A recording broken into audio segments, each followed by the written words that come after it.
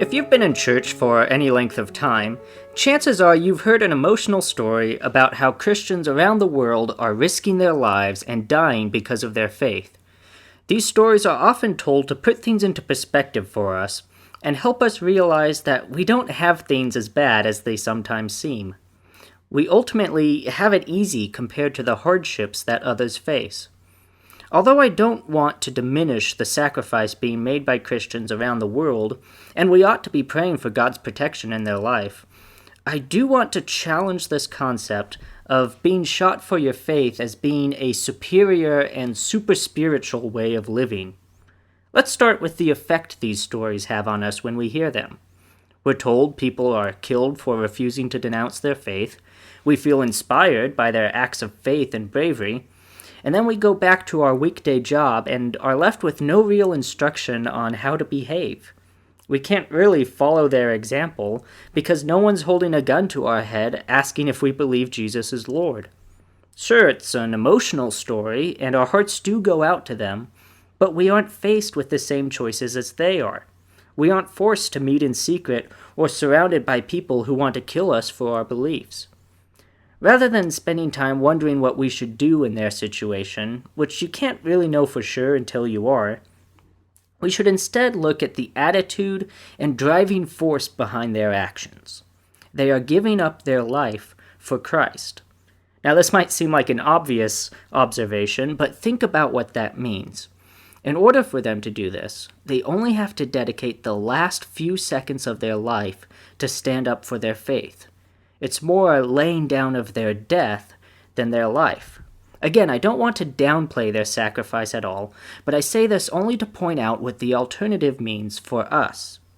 You see, I personally believe, and want to argue here, that I think it's a lot easier to lay down the very end of your life for Christ than it is to dedicate years of it instead.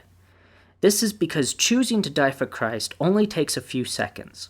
But choosing to live for Christ means dedicating day after day and year after year of walking in His example. Let me put it this way.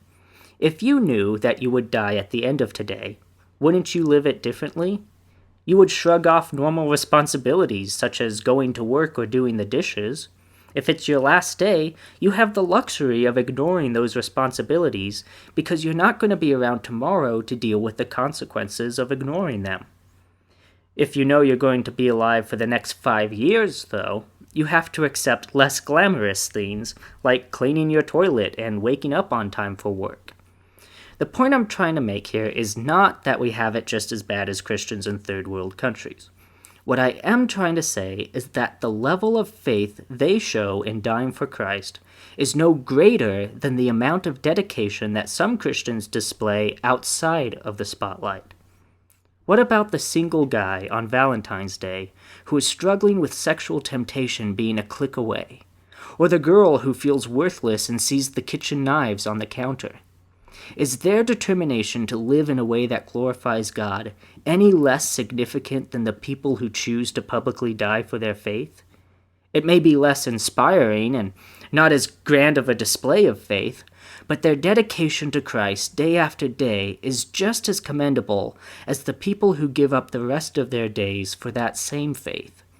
Everyone faces different struggles in their walk with Christ, and laying down your life for Him has the same importance, whether it's for a few seconds in the spotlight or years and years outside of the public eye.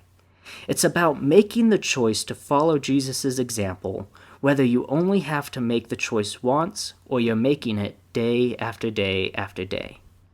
If you'd like to talk to me more about this subject or you have a question you'd like me to address, you can contact me through the Sermon in the Pocket Facebook page or email me at sermoninthepocket@gmail.com.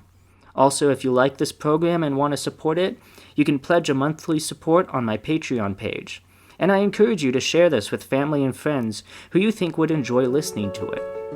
Either way, thank you for taking the time to listen, and have a wonderful day.